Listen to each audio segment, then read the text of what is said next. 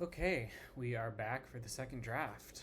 Very excited for this. Love these high stakes drafts.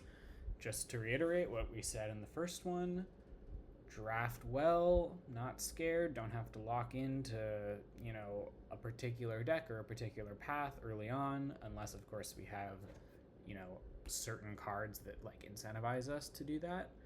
And even then, still be flexible in like how we want to build around those cards.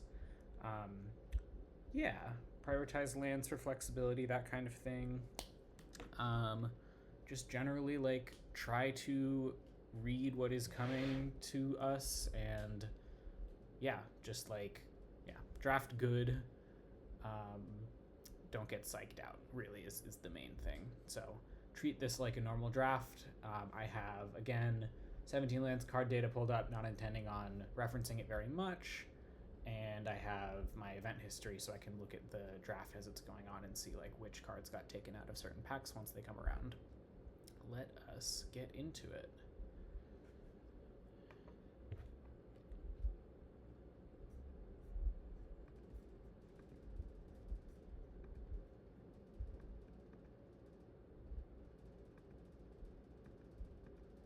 I just realized that the MTGA window I was recording was not the right one. It was the static one from earlier, so just changed that, and now let's get into it.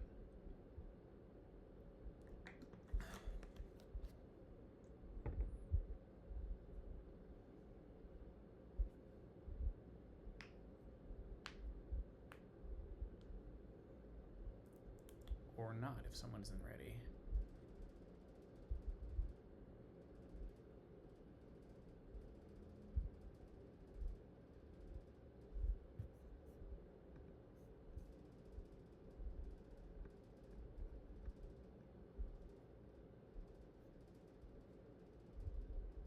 Oh, looks like we're good to go. Okay, what do we got? Kappa Cannoneer is like a very powerful card, but I'm not sure how good it is if you don't have a lot of artifacts. Let's see. Win rate, not very good, it looks like 54.3%. So I'm definitely not locked into taking that. Let's see. Amped Raptor. Yeah, Amped Raptor is really good. It's got 64% game in hand win rate. It's also just the card that I think I would probably take out of this pack, independently of anything else. I really like red in this format. Thief of Existence is good, but I don't think it's like nearly a bomb level card. Raptor's just really strong. It does make me want to be energy because the card is a lot worse if you're only playing it on 2 energy. Tuning the narrative before you do it is much better. It's also not the kind of card that like commits us to red by any means. We could easily pivot if red just doesn't seem to be open. But it's also just like a fine 2-drop in a red-black deck or whatever. So I'm pretty happy with the Amped Raptor. And looks like we're going to get to pick up another one, which is pretty sweet. Other good cards here: Brood Scale, Planar Genesis, Hex Gold Slith, Wither and Bloom. But yeah, this is a pretty easy Raptor. And Double Raptor is quite a strong core. Probably incentivizes me to go into an energy direction or just some kind of direction that can take advantage of them.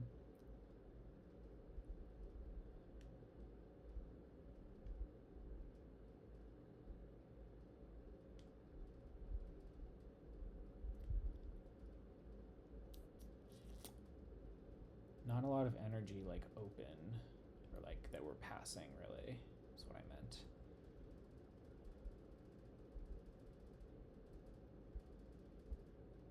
Okay. Grist.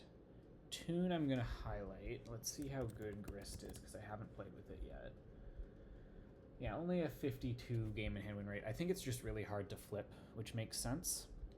Area Auxiliary is also really good with Amped Raptor, but I think I like Tune the Narrative better. The 1-2 on that is just so good. I also just really like blue in this format and think it's probably a bit underdrafted. Keeps us in the energy direction. 1-drop versus a 4-drop, so just biasing cheap I think is a good thing to do. Yeah, I'm pretty likely going Tune here. We do have 3 white cards, but I don't know. I was a little blind to white being open in the first draft. I have kind of been systematically pretty blind to white in this format, but I don't know. The way I've been drafting has kind of been working, so I'm just going to keep doing it. Okay, Aether Spike is an energy card. It's not a great card, but it's a pretty good one. This card is really, really strong in the Eldrazi decks, but it is kind of a 3-color card, kind of a 2-color card. I don't love it. It's probably better than Aether Spike, so I might just take it here. I'm just gonna look up the win rate really quick because it's the kind of card that like could really be surprising with win rate. So 58% versus Aether Spike 55.8. That doesn't really tell me much. I'm not indexing too hard on that. I think I want to go with the Aether Spike here. It's a little bit more flexible, only a little bit. Okay, Generatorium is like a signal-ish. I don't really mean a signal, but like an opportunity to go into really hard blue-red energy space, which I kind of like. I have not drafted the hardcore energy deck with the Generatoriums yet, but we are certainly going down that direction. Also seems like blue is pretty open and red might be somewhat open. There's a good black card, good blue card, good-ish red card, another good blue card, blue, like half blue card. But I think I like just seeing if we can stake our claim to the energy space, knowing that we should be aware of like needing to pivot out of this potentially. Okay, not a lot here. I think Thraben Charm is probably the best card in the pack. This card is unplayable. We could also take the land for like green-red fixing, but I think I'm biasing a little too aggressively away from white.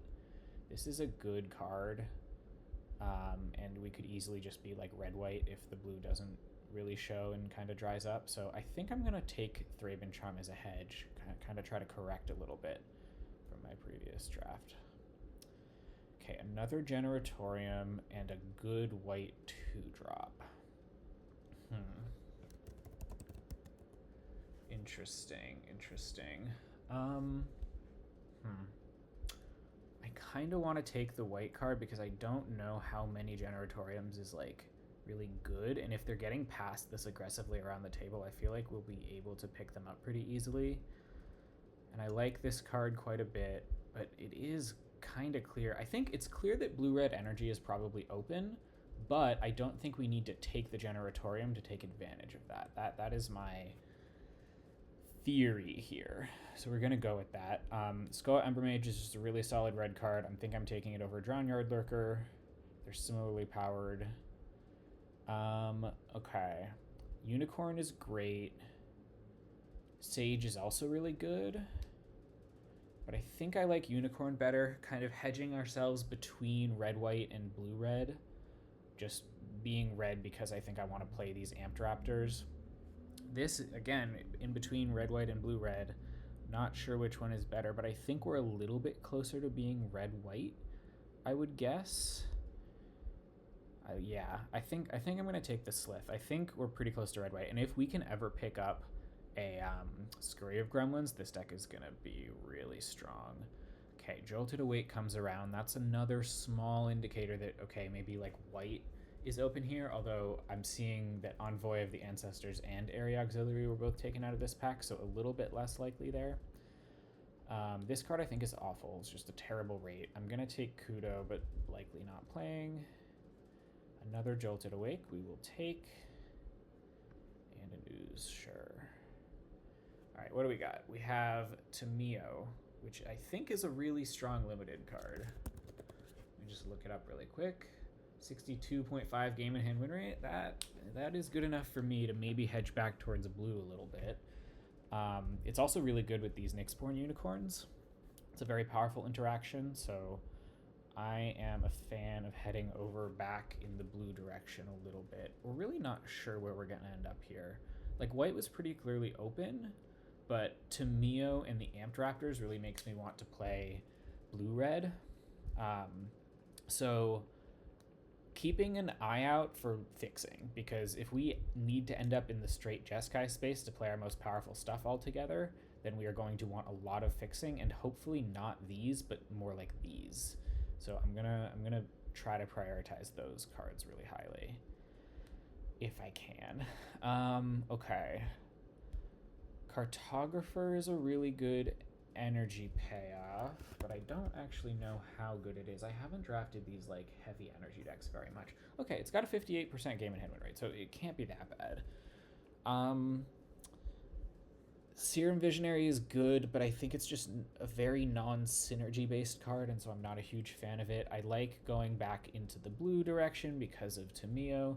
We could be like blue-white energy splashing these Amped Raptors. That's not terrible because it did not look like red was super open in pack 1. Yeah, it was somewhat open, but not really. So if red isn't like actually super open at the table, then maybe we're just splashing the Amped Raptors, and they're actually fine to play late in a game because you just like get a free spell if you've built up a lot of energy. This is also a great blue-white energy payoff, so I'm really excited to be able to pick this up here specifically, because it's like putting us in the direction we were already thinking about going, which is great. Yeah. I like how this is shaping up. This is a deck that I have not drafted yet in this format, so it should be interesting to really try to make it work. Asperzoa is good. Is it better than red-white fixing? I think where we're going, I like it a little bit better, but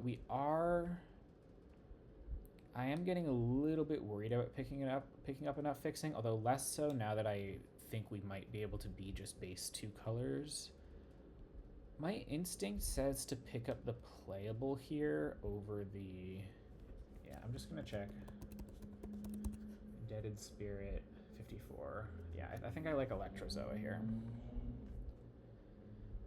Okay. This card's just really good. We don't have fixing, which would be the first priority. Proud Pack Rhino can proliferate the counters from the Nyxborn. It can proliferate the Emissary counters. But Petrifying Meddler is just like a very strong card in general. Interesting. This is a pretty close pick. I think I'm going to go with Rhino just because it's more in our synergy direction. I think that's right. It's also just cheaper, and I'm happy to bias towards something cheap. Zoa is fine. It's a little underpowered. We do have some fixing here, which would be nice. I think we have enough playables now that I want to maybe hedge towards fixing. Yeah, I'm gonna do that. Just think about it for a couple seconds more. We have 10 creatures. We should be good on creature count. Yeah, I want some fixing in here. Perfect set of fixing. We would like a Tempest Harvester or even a Drownyard Lurker, but I think this land is just going to be huge for us, so I'm going to take it. Another Emissary of Soulfire. That is sick. We really love to see that. And all of our cards are super cheap, which I'm really liking. I think what this deck is probably missing is some interaction. So we see some there. I think this is better than Expel the Unworthy, even if we can't use the Exile clause. I don't think I'm heavy red at this point, so I'm not going to worry about the Ember Mage or the Drownyard Lurker. I think that's just not really what we're doing. I think I want ways to interact, so I'm going to take that. There are some blue-white fixers here, but Area Auxiliary is really good in our deck. Putting counters on Raptor, Unicorn, Slith, whatever are all really good. So I'm going to go with that.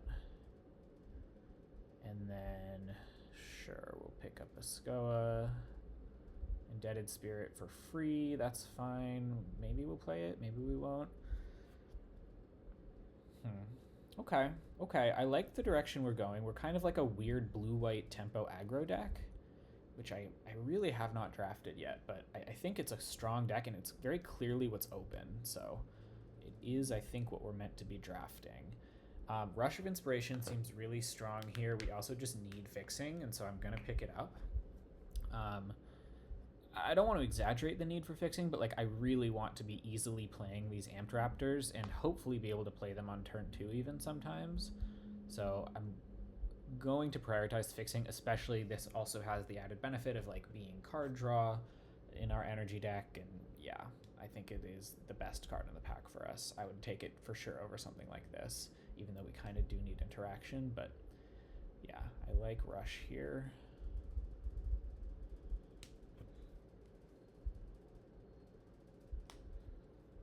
Staying low to the ground. I don't know if I'm going to play both of these Jolted Awakes. They don't really work with Raptor very well, which is fine. They don't need to necessarily, but it does make them a little bit worse. They're good with Emissaries. What do we got? Tune the Narrative, I think, is a pretty easy pickup. Reiterating Bolt is good and a good way to spend energy, but we already have 2, 3, 4 really like solid ways to spend energy. 5, 6 if you count these guys, so I'm not super worried about that. I'd rather have more generation, I think. Probably not splashing the Generatorium, even though I want more generation. Yeah, I like Tune here quite a bit. It's like a free Exalted counter, essentially, which can be really valuable. Creature count, we're doing fine for this stage of the draft. Yeah. Very, very solid. Okay. Not a lot here. Like, nothing for us. I mean, this is a really good card, but I don't think we really have the tools to play it. So I'm just going to take Fixing. We could either have blue-red or red-white. I kind of like red-white as the missing piece, because we have blue-white, blue-red, so then this gives us a piece of red-white. So I don't know if that actually mathematically matters, but I think I like it as just like balance. This is a great pickup. I think this is better than the Perilous Landscape. We have Exalted, so we're going to be making some big creatures on attacks, and if they don't block, we could just kill them out of nowhere. And it's just strong fixing in general, so I'm very happy with this. We are at 20 playables, so just noting we are going to need to pick up at least like 3 or 4 more playables. I like Tune the Narrative, I think, over the Perilous Landscape or the Riddle Keeper. Let's just check. Keeper. Yeah, Riddle Keeper is nothing special. I like Tune the Narrative. This might be a 16 lander, depending. Rush is great. This is a weird deck. Well, it's not that weird, it's just like we are not prioritizing the things I normally prioritize, and they seem to be open this pack. I'm not sure why we're not seeing more blue-white energy stuff coming in this direction, because it seemed really open in pack 1, but whatever. Wheel of Potential, I think, is bad. Yeah, it like doesn't have stats. Okay, we're good with Rush. More interaction or red-white fixing. I think we're good on fixing at this point. We also have 3 ways to use this ability. I don't think we want a Drown Yard Lurker. 5, 24, 23, 22, 21. We need 2 more playables. I think I like Utter Insignificance. Okay, we've got Pearl Ear.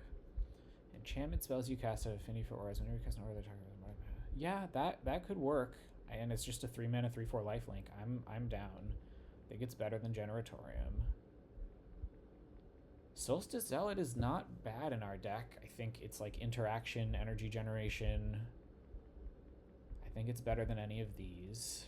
Even though we could pretty easily splash the Superconductor, I think I like this a little bit better. Sure, doesn't really matter. In case we need blockers post board.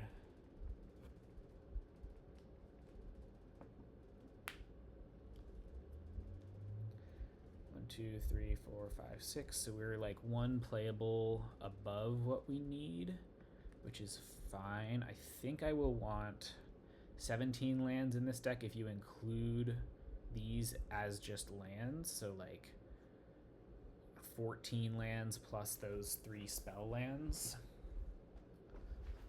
I think is what I want. The spell lands do a really good job of hedging us against flood, and we also have some ways to really mitigate against flood as well. Tamiyo's good at that. These having bestow are pretty good at that. This is pretty good at it. So we don't have a ton of ways, but like so I don't want to go like too aggressive in playing a ton of lands, which is why I want like to use these as mostly lands, and meaning that they can easily be spells if they need to be. I don't know if that made any sense, but yeah. So we have 3 red sources here, so I think we only need a single mountain. We obviously need it for fetching purposes, but other than that, I don't think we need it. And then cutting one of each of these brings us to 14, 15, 16, 17 lands. A good amount of them come in tapped, but that's okay. And then we want to cut 1 card from this. We're at 15 creatures, so I don't really want to cut a creature if I can help it. We could cut an Utter Insignificance. The Jolted Awakes are not great, but they're pretty good.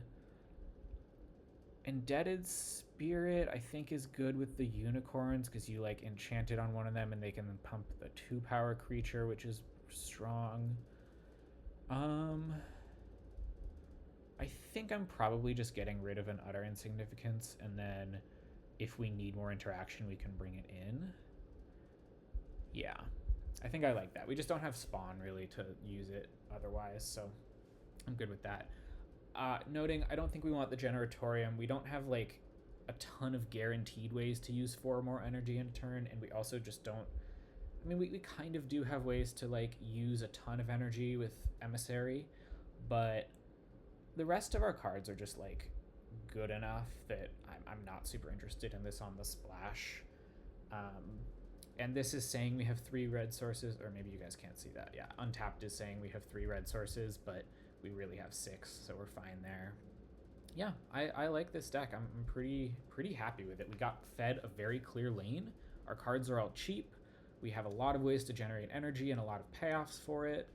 I'm quite happy with this draft. I mean, we'll see how it does because it's day 2 of Arena Open. People's decks, or at least people, are going to be really good, but I'm quite satisfied. So I will see you guys in round 1.